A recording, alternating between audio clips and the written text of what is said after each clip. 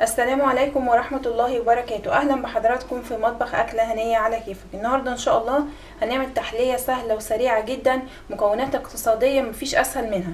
معايا هنا نص كيلو من اللبن البلدي، ومعايا نص كوباية من الشعرية، ومعايا نص كوباية من السكر، معلقة كبيرة من السمنة، ومعايا رشة فانيليا او عود قرفة.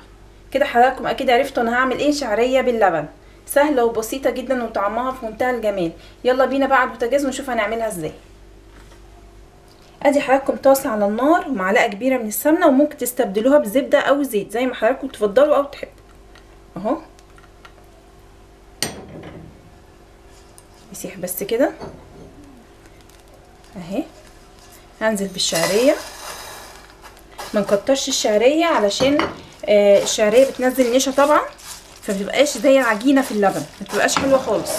وزي ما حضراتكم شايفين انا ما استخدمتش نشا، عشان زي ما بقول ان الشعريه فيها نسبه نشا، هي اوريدي هتنزل في اللبن. الموضوع مش محتاج تماسك اكتر من كده.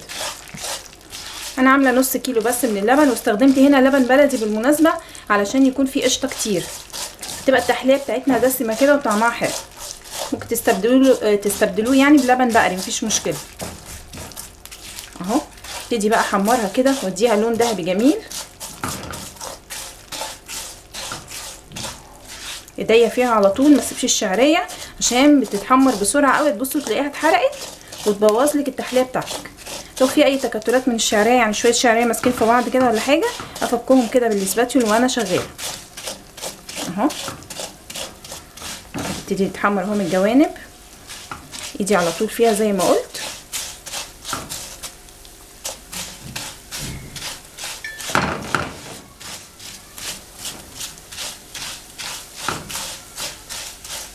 بالزبده برضو بتبقى جميله زي ما قلت، اللي حابب بالزيت، بس احنا بنحاول ندي دسامه للموضوع وغنى اكتر عشان الطعم ما يبقاش معانا اكتر من كده. اهو خلاص هي قربت اهي. اهو بصوا حضراتكم اللي انا بقول لكم فيه، شويه شعريه كده متكتلين، حطيهم كده من بعض بالشكل ده. هنا بقى اوطي النار عشان تبتدي تدخل في اللون اهو البني، وانا عايزاها لون ذهبي مش عايزاها محروقه. وطي النار بس برضو ايدي شغاله فيها مش هسيبها.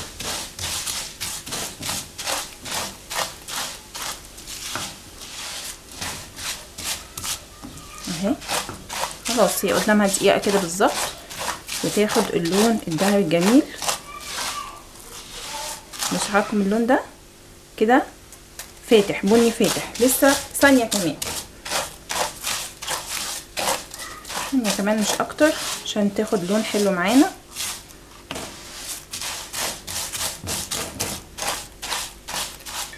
عايزه اقول لحضراتكم كمان ان هي مش بس تحليه، كمان حاجه مغذيه قوي. هي فيها نسبه نشويات وسكريات وكمان كالسيوم من اللبن، فهي حلوه قوي للاطفال. لو مش بيحبوا الرز بلبن او حاجه نعمل لهم دي، سهله وسريعه جدا، ما بتاخدش اي وقت. خلاص الشعريه بتاعتي تقريبا اهي، اللون اهو، اللون ده ممتاز جدا. خلاص مش هغمقها عن كده. اجيب بقى اللبن بتاعي، نفس الحله اللي غليت فيها اللبن اهو، طبعا غليته كويس جدا. بصوا القشطه اللي على الوش، وابتدي انزل بسم الله الشعريه بتاعتي. ناخد بالنا ما ننزلهاش مره واحده عشان ما تخرش. اهو نقلب كده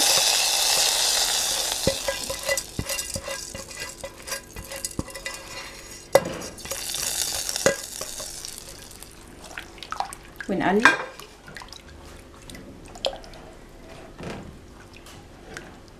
وابتدي انزل السكر بتاعي. حضراتكم بقى كتروا او تقللوا السكر، ده حسب ذوقكم. في ناس تحب الحاجه مسكره قوي والعكس. واقلب بقى ادوب السكر كده معاها.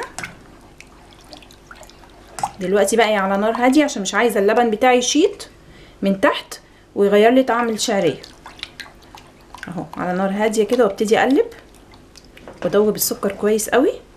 مفيش مانع ان انتوا تدوقوا، لو حابين سكر زياده تحطوا، حسيتوا ان السكر زاد منكم والطعم مسكر قوي جازه، مفيش مشكله ان احنا نزود شويه لبن. طيب هنا زي ما قلت لحضراتكم انا معايا رشه فانيليا ومعايا عود قرفه. انا هحط الفانيليا، اللي حابب قرفه انا جايباها عشان بس اوريكم للبدايل يعني القرفه، تحطوا عود القرفه ده مفيش مشكله، اللي حابب طعم القرفه في اللبن. بس هي الفانيليا حقيقه طعمها جميل جدا. خلاص كده اهو، هسيبها بقى تاخد غلوه غلوتين. هي الشعريه ما بتاخدش وقت خالص، اطلع الشعريه الاقيها مستويه ونقدمها مع بعض على طول. ادي حضراتكم اهي الشعريه باللبن بتاعتي استوت. بصوا القوام بتاعها، الشعريه نزلت النشا زي ما بقول لحضراتكم، ريحتها جميله قوي. يلا بسم الله نصبها بقى في كاسات في اطباق زي ما حضراتكم تفضلوا وتحبوا. بسم الله اهي.